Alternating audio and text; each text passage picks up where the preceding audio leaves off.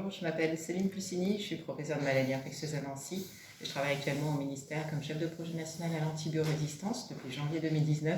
Donc ça veut dire en pratique que j'assure le pilotage opérationnel de la feuille de route interministérielle pour la maîtrise de l'antibiorésistance qui date de 2016. Donc je fais de la coordination pour que toutes les actions listées dans cette feuille de route avancent et soient mises en place. Et mon mandat est en santé humaine uniquement.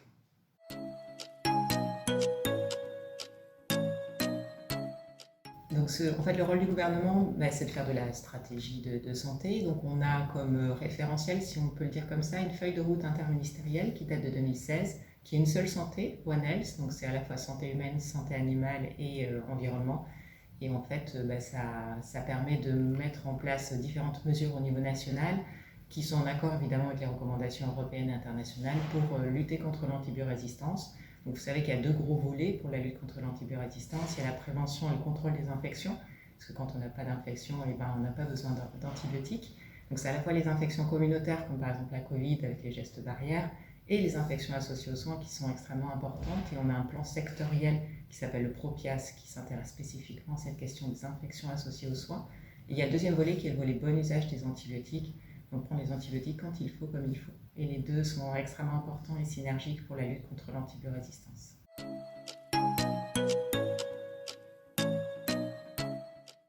Je pense que c'est une évidence. Alors on a sûrement oublié le passé en fait. Personne n'a envie, je pense, d'être dans un monde où les antibiotiques sont plus efficaces.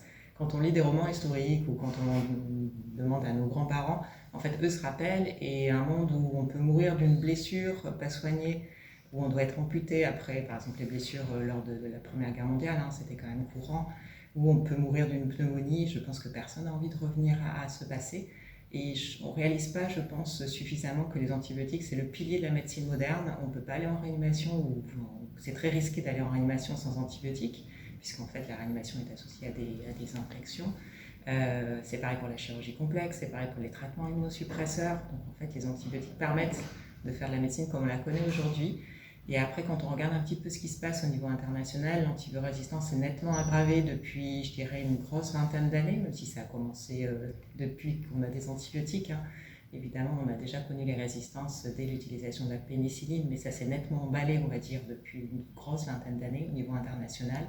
En France, la bonne nouvelle, c'est que depuis 3 ans à peu près, grâce aux efforts que tout le monde a entrepris, on voit une petite tendance à la baisse pour certaines bactéries et certaines résistances. Donc ça veut dire qu'on peut y arriver, mais il faut nettement, on va dire, appuyer sur l'accélérateur si on veut préserver en fait l'efficacité des antibiotiques et pouvoir continuer à bénéficier de leur efficacité remarquable.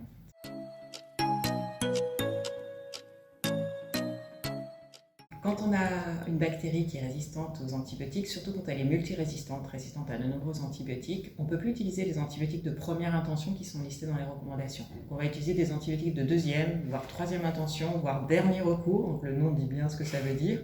Et en fait, ces alternatives au traitement de première intention sont souvent moins efficaces, pas toujours le cas, mais ça peut être moins efficace, sont souvent plus toxiques, plus d'effets secondaires. Par exemple, la colimicine qu'on utilise des fois en dernier recours est néphrotoxique. Ils sont à plus haut risque d'antibiorésistance, donc c'est un peu un cercle vicieux. On ne peut plus utiliser les antibiotiques de première intention et on aggrave en même temps l'antibiorésistance.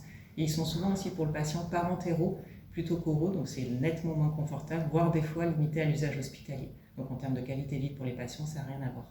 Tout ça coûte plus cher à la société, bien sûr, au final. Et après, quand on a des bactéries totalement résistantes aux antibiotiques, ça arrive relativement rarement pour l'instant en France, mais c'est assez courant dans certains pays du globe. Là, en fait, c'est comme si on n'avait pas d'antibiotiques efficaces, et donc on retourne à l'évolution naturelle des infections, c'est-à-dire qu'en fait le patient guérit tout seul ou ne guérit pas du tout. Et donc c'est associé à une énorme morbimortalité.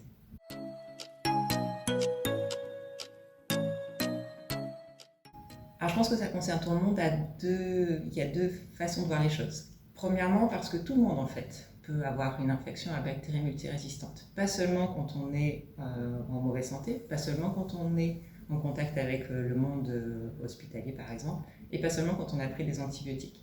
Puisqu'en fait, les bactéries résistantes, chaque fois qu'on prend un antibiotique, pour une bonne ou mauvaise raison, on va sélectionner de la résistance dans son microbiote et on va transmettre cette bactérie ou ces bactéries résistantes à notre environnement, qu'il soit humain, que ce soit les objets, ça peut être également les animaux.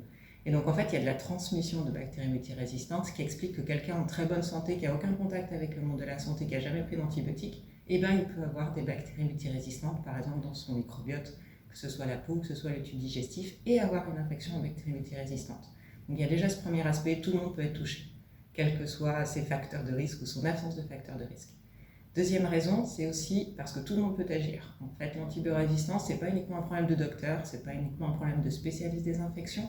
Absolument tout le monde, tous les citoyens peuvent agir pour lutter contre l'antibiorésistance. J'ai parlé tout à l'heure du côté prévention des infections. On voit très bien avec la pandémie Covid, tout le monde peut agir. Et ça, c'est vraiment un engagement citoyen. De la même façon avec les antibiotiques. Tout le monde peut se renseigner et jouer un rôle dans la prise de décision partagée avec son médecin, par exemple, pour essayer de prendre les antibiotiques uniquement quand il faut et comme il faut. On va parler tout à l'heure des actions qu'on a d'éducation à la santé à destination de la population, par exemple.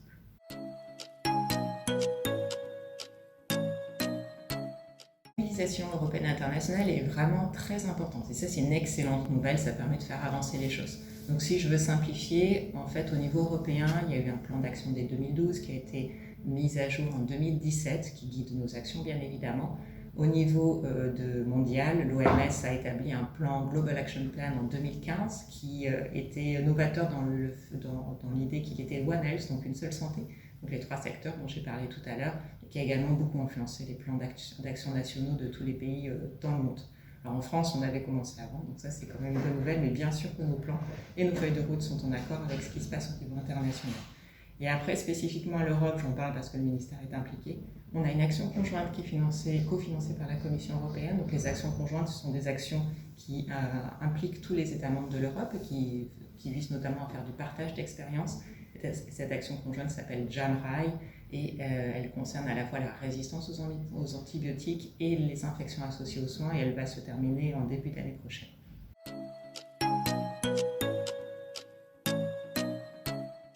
Donc des actions, on en a beaucoup, donc je risque d'en oublier. Donc n'hésitez pas à aller regarder notre site qui s'appelle antibiotiques.gouv.fr. À peu près tout est listé et mis à jour. Et donc par exemple, on a un rapport annuel de nos activités. Il y a un rapport de 2019 qui est en ligne. On a également un document de 6 pages qui met un peu l'accent sur des mesures innovantes.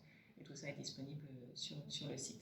Alors pour mettre un petit peu l'accent sur quelques mesures phares, il y a un an, on a par exemple lancé Antibiomalin. C'est un espace thématique sur santé.fr, qui est le site du ministère d'éducation à la santé du grand public. Et cet espace thématique antibiomalin va lister les principales infections courantes qu'on rencontre en ville, tous les antibiotiques disponibles en ville, et également les principales questions que les gens se posent quand ils prennent les antibiotiques ou quand ils ont une infection. Et donc on espère que ça va être une ressource qui va être consultée par tout le monde pour s'informer, et qui va être également utilisée par les professionnels de santé. Et là je pense à tout le monde, ça peut être les médecins, les pharmaciens, les infirmiers, les sages-femmes, les dentistes, pour les aider dans leur communication avec les patients ou à l'éducation avec le grand public. Ensuite, on a beaucoup travaillé avec vous sur le service sanitaire des étudiants en santé, parce qu'on pense que c'est un excellent vecteur, et donc on a travaillé sur des ressources prévention des infections et de l'antibiorésistance, qui maintenant sont presque construites, qui sont hébergées sur le site MATIS de la Mission nationale des CEPIAS. Et on a incité dans une instruction aux ARS qui date de mai dernier les acteurs en région à se saisir de cette thématique pour la déployer dans leurs actions de service sanitaire. On a également travaillé, on a demandé à la HAS de travailler sur une fiche mémo sur les durées de traitement les plus courtes possibles, puisqu'on sait que plus les durées sont longues, plus il y a un risque d'antibiorésistance et d'effets secondaires en général. Donc cette fiche mémo devrait être disponible, je pense, l'année prochaine. On a également travaillé sur les TROD angines, donc les tests rapides d'orientation diagnostique de l'angine en pharmacie d'officine. Donc c'est une mesure qui est actuellement suspendue temporairement du fait de la Covid, mais elle va reprendre un jour ou l'autre. Pour l'instant, elle est en suspension temporaire. Donc l'idée, c'était, en plus du circuit médecin classique, où tout médecin, notamment généraliste et pédiatre ou urgentiste, peuvent faire des TROD quand ils suspectent une angine, et ils sont vraiment encouragés à le faire. Leur utilisation pouvait être encore améliorée en termes de fréquence d'utilisation. Et donc, on a voulu faciliter les parcours patients, et les pharmaciens pouvaient déjà faire les TROD depuis 2016. Et on a voulu faciliter ce parcours pharmacien en plus du parcours médecin, en rémunérant le pharmacien pour ce faire et en mettant les tests gratuitement à disposition des patients. Donc ça veut dire en pratique que quand on a une angine, on peut continuer à aller voir son médecin, bien évidemment, mais on peut aussi aller chez le pharmacien quand on a mal à la gorge, Le pharmacien va s'aider d'un algorithme décisionnel et faire, si on remplit les critères, un TROD. Si ce TROD est positif, il vous enverra voir votre médecin. Si le TROD est négatif, il vous délivrera des conseils. Donc ça, je pense que ça va, on espère, augmenter l'utilisation du TROD pour les angines. Alors, on travaille également sur la formation initiale, donc ça c'est important pour vous. Donc à la fois le ministère de la Santé et le ministère de l'Enseignement supérieur, de la Recherche et de l'Innovation. Donc on travaille avec les sociétés savantes et les disciplines concernées sur un socle de compétences minimales, donc vraiment le minimum vital que tout professionnel de santé dans les filières que j'ai déjà citées devrait savoir pour lutter contre les infections et l'antibiorésistance. L'idée est à terme bien sûr d'intégrer ce socle de compétences dans les cursus de formation initiale.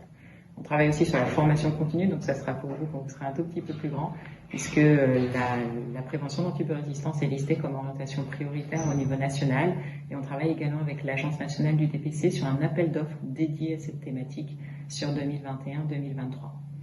On travaille aussi beaucoup sur le maillage territorial, c'est-à-dire comment toutes ces actions sont déclinées sur le terrain, en région, au niveau local. Donc il y a une instruction qui est sortie en mai dernier, qui a actualisé cette organisation territoriale sur le volet bon usage des antibiotiques. On n'a rien changé au côté prévention des infections associées au soins de contrôle de la transmission, puisque c'était déjà très, très bien. Et donc en fait, cette instruction incite les ARS à mettre en place des centres régionaux d'antibiothérapie qui sont chargés du déploiement stratégique de la stratégie de bon usage sous le pilotage de l'ARS. On a obtenu un financement pour ces centres, donc ils devraient réellement voir le jour dans toutes les régions là, à court terme.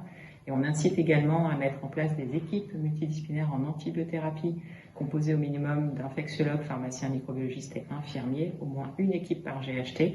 Cette équipe est chargée de faire de l'animation sur son territoire de GHT dans tous les secteurs. Donc c'est toujours les 3 secteurs, à la fois les établissements de santé, médico-sociaux et la ville. Et elle peut s'appuyer sur le réseau des référents d'antibiothérapie qui n'ont pas été modifiés par cette instruction. Je vous laisserai la lire parce qu'elle est vraiment importante, je pense, pour votre futur. En autre action, après, on a beaucoup de choses sur recherche et innovation. Donc, au niveau recherche, il y a un programme prioritaire de recherche qui a été lancé spécifiquement sur l'antibiorésistance pendant 10 ans avec 40 millions d'euros. Donc ça va vraiment donner un coup de boost pour la recherche et structurer la recherche sur la thématique en France et à l'international aussi, parce qu'on est en accord avec ce qui se fait au niveau international. Côté innovation, on travaille, on réfléchit à comment booster l'innovation, donc les nouveaux antibiotiques notamment, mais pas que, également les nouveaux diagnostics, les nouvelles alternatives. C'est un sujet complexe, mais on y réfléchit en lien avec les industriels concernés. On travaille aussi beaucoup sur la préservation des antibiotiques existants. Alors encore un truc impensable, mais vous savez maintenant qu'il y a plein de ruptures de stock des médicaments et notamment des antibiotiques. Et donc on est très content puisqu'on a postulé l'année dernière un appel à projet de la Commission européenne là aussi. On a été sélectionné et donc on a l'OMS Genève, qui va nous aider pendant 3 ans sur ce sujet des pénuries d'antibiotiques en One Health. Donc c'est toujours à la fois les antibiotiques humains, vétérinaires, en préservant l'environnement pour nous aider à trouver des solutions. Et voilà, on fait plein d'autres choses, mais je vais m'arrêter là, tout en restant disponible si vous avez des questions, bien évidemment.